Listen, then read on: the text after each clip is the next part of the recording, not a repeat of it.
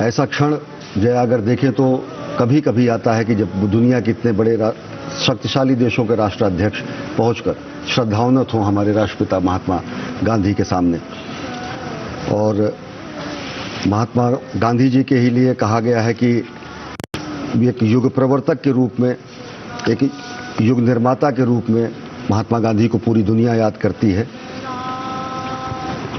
ये दृश्य आप देख रहे हैं कि कैसे G20 शिखर सम्मेलन में हिस्सा लेने के लिए पहुंचे राष्ट्राध्यक्षों ने पहुंचकर सामूहिक रूप से श्रद्धा सुमन अर्पित किए राष्ट्रपिता महात्मा गांधी को। प्रधानमंत्री नरेंद्र मोदी की अगुवाई में और साथ ही साथ सदस्य देशों के राष्ट्राध्यक्षों ने श्रद्धा सुमन अर्पित किए राजघाट पहुंचकर राष्ट्रपिता महात्मा गांधी को। किस तरह से प्रधानमंत्री नरेंद्र मोदी लगातार ये बात कहते हैं कि महात्मा गांधी के सपनों को पूरा करने के लिए पूरा देश एकजुट हो।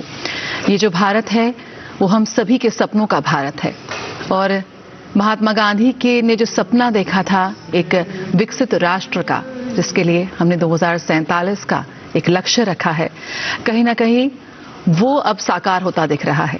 आज ये तमाम नाम जो इस वक्त यहाँ पर हम अपने टेलीविजन स्क्रीन्स पर देख रहे हैं, ये विश्व की वो शक्तियां हैं जो आज नतमस्तक हुई भारत के राष्ट्रपिता महात्मा गांधी के सामने। कहीं ना कहीं भारत के मौजूदा नेतृत्व की, शीर्ष नेतृत्व की मजबूत इच्छा शक्ति, उसकी कूटनीतिक सफलता का ये एक और बहुत ही खूबसूरत तस्वीर है जो इस वक्त हम देख रहे हैं। राष्ट्रपिता महात्मा गांधी के सपनों का भारत, जिसे साकार करने के लिए इस वक्त 140 करोड़ भारतवासी जुटे हैं। और कहीं ना कहीं हमारा शीर्ष नेतृत्व इस बात का प्रमाण है। हमारी इस जीत का सेहरा कहीं ना कहीं उसी के चेहरे पर जाता है जो आज अपनी दृढ़ इच्छा शक्ति से विश्व की तमाम इन शक्तियों को एकजुट कर पाया है। आज पूरा विश्व इस बात पर सहमत है कि 21वीं सदी शांति की सदी हो सकती है। आज वैश्विक समुदाय के समग्र विकास का ये युग है और पूरी दुनिया को एक परिवार के रूप में एकजुट होना चाहिए। भारत की वर्षों पुरानी विरासत को, वसुधैव कुटुंबकम की इस मूल मंत्र को आज साकार करते हुए भारत ने कर दिखाया।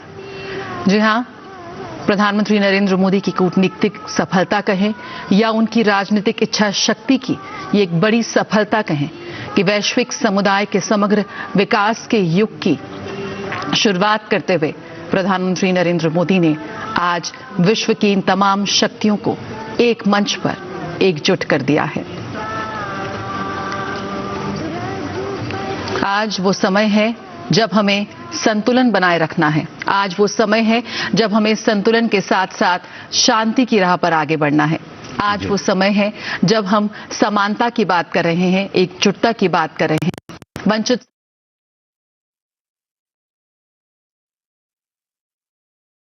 लोगों को कभी वैश्विक पटल पर नहीं रखा गया। आज उनकी बात कर रहा है भारत और सब सुन रहे हैं। जी हां, कहीं ना कहीं जो हमारा शीर्ष नेतृत्व है उसने ये बात साफ कर दी है कि आज पूरे विश्व के सामने कि भारत तैयार है नेतृत्व करने के लिए। आपकी तमाम जो मुश्किलें हैं उनका समाधान कहीं ना कहीं यहीं से होकर गुजरेगा। आज 140 करोड़ भारतवासियों की, पूरे विश्व की एक हम कह सकते हैं एक बिलियन की फोर्स है, एक जो पूरे विश्व को आज शांति का संदेश दे रही है।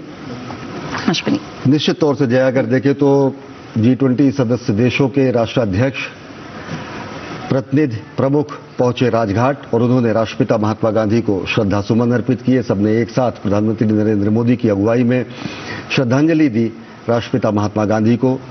महात्मा गांधी जिन्होंने दुनिया को सत्य अहिंसा का पाठ पढ़ाया, सत्याग्रह का पाठ पढ़ाया, जिन्होंने विश्व बंधुत्व की बात की, जिन्होंने विश्व कल्याण की बात की, जिन्होंने स्वराज की बात की, जिन्होंने सुराज की बात की, जिन्होंने अंत्योदय की बात की, जिन्होंने सर्वोदय की बात की, जिन्होंने विकास के अंतिम पायदान पर खड़े हुए व्यक्ति के सशक्तिकरण की बात की, जिन्होंने महिला सशक्तिकरण की बात की, जिन्होंने रंगभेद के निवारण की बात की, जिन्होंने अस्पृश्यता निवारण की बात की। अगर देखें तो पूरी दुनिया में उन्हीं मूल्यों को, उन्हीं सिद्धांतों को स्थापित करने और उन्हीं सिद्धांतों को व्याख्यायित करने और फिर से नए सिरे से व्याख्यायित करने की कोशिश किया जा रहा है, चाहे वो G20 शिखर सम्मेलन हो या वुमेन डेवलपमेंट की अगर वहां पे बात की जाए, या फिर ह्यूमन सेंट्रिक अप्रोच के जरिए बात की जाए कि मानव केंद्रित विकास की बात की जाए, तो इस तरीके से बेहद महत्वपूर्ण है। बिल्कुल 21वीं सदी में भी महात्मा गांधी के विचार उतने ही प्रासंगिक हैं, क्योंकि आज हम जिन मुद्दों की बात कर रहे हैं, बात हो आतंकवाद की,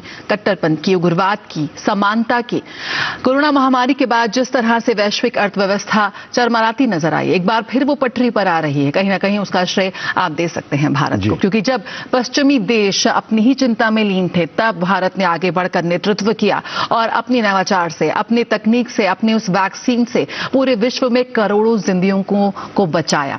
आज वही भारत एक बार फिर समाधान पेश कर रहा है उन तमाम मुश्किलों का। और कहीं ना कहीं जब राष्ट्रपिता महात्मा गांधी के सपनों के भारत को पूरा करने की बात आती है, तो आज उसी सपने के साथ भारत आगे बढ़ रहा है। कहीं ना कहीं अपने हित के साथ अब खुद को एक विकसित राष्ट्र के रूप में स्थापित करने के साथ साथ भी वो सबका विकास, सबके साथ के अपने मंत्र को चरितार्थ करता हुआ नजर आ रहा है। निश्चित तौर से अगर देखें तो जिस तरीके से और हमारे साथ विश्लेषण के लिए पूर्व राजनायक मंजीपुरी हमारे साथ जुड़ चुके हैं। बहुत बहुत स्वागत है आपका एक बार फिर हमारे साथ जुड़ने के लिए। जिस तरह से हम लगातार आपसे बात कर रहे थे और हम तस्वीरों में देख रहे थे, प्रधानमंत्री नरेंद्र मोदी ने जिस तरह से तमाम राष्ट्राध्यक्षों का स्वागत किया, खादी का अंग वस्त्र पहनाकर उनको साबरमती आश्रम की तस्वीर के बारे में उन्हें बताते नजर आए, गांधी के विचारों के बारे में एक बार फिर उन्हें आत्मसात करते हुए नजर आए। कहीं ना कहीं आपको लगता है लगातार विभिन्न मंचों पर प्रधानमंत्री मोदी का और महात्मा गांधी का जो एक बेहद अटूट रिश्ता रहा है, वो अपने उनको प्रेरणा स्रोत मानते हैं और हर मंच पर वो कहते आ रहे हैं कि महात्मा गांधी के सपने के भारत को वो कहीं ना कहीं साकार करते हुए नजर आएंगे। और आज वही एक झलक हमने एक बार फिर देखी कि कैसे जो पूरे विश्व से आए राष्ट्राध्यक्ष थे, जो तमाम शक्तियां थी, वो कैसे एकजुट हुई इस मंच।